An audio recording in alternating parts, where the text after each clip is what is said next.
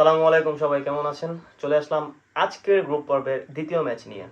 আপনারা আমাদের বিশ্বকাপ 2026-এর যে সকল আলোচনামূলক এবং প্রেডিকশনাল ভিডিওগুলো দেখে থাকেন, সেটি মূলত আমাদের YouTube channel Sports Zone live BD থেকে দেখে থাকবেন। এবং এই ধরনের সকল ভিডিও দেখার জন্য আপনারা চোখ রাখতে পারেন স্পোর্টস জোন লাইভ বিডিতে। আজকে রাত 1টার সময় বিশ্বকাপ 2026-এর দ্বিতীয় ম্যাচে যে দুটি দল মাঠে নামছে তারা হচ্ছে বেলজিয়াম বনাম ইজিপ্ট, যাকে বাংলা ভাষায় আমরা মিশর বলে থাকি। যদি যোগ্যতার প্রমাণ এইখানে কেউ দিতে পারে, খাতা কলমে অবশ্যই এখানে বেলজিয়াম এগিয়ে থাকবে।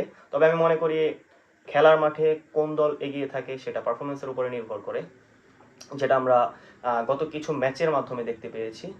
আমি যদি স্পেসিফিকলি বলি তাহলে ইকুয়েডর বনাম কোট ডি'আইভরে, অর্থাৎ আইভরি কোস্টের ম্যাচটি যারা মিস করেছেন অবশ্যই সেই ম্যাচটি দেখে থাকবেন।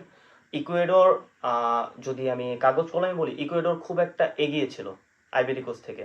তবে আইভরি কোস্ট যে নৈপুণ্য দেখিয়েছে এবং 1-0 গোলে তারা জয় নিয়ে ফিরেছে, সেটা আমাকে সারপ্রাইজ করেনি, বাট আমি খুবই খুশি হয়েছি। আমার মনে হয় ফিফা ওয়ার্ল্ড কাপ 2026-এর সবচাইতে ভাইটাল এবং সবচাইতে সৌন্দর্যপূর্ণ একটি ম্যাচ হয়েছে গতকালকে ইকুয়েডর বনাম ivory কোস্টের।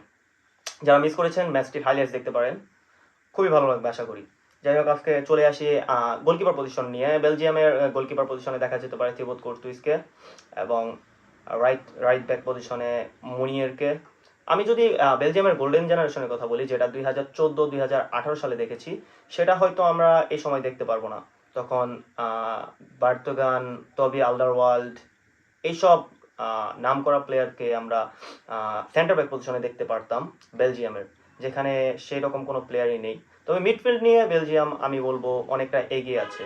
Eric Tielemans, Kevin De Bruyne, Amadou Onana, তিনটা বেস্ট প্লেয়ার বলা যায়। তারা তাদের স্পেসিফিক পজিশনে খুবই ভালো খেলে থাকে।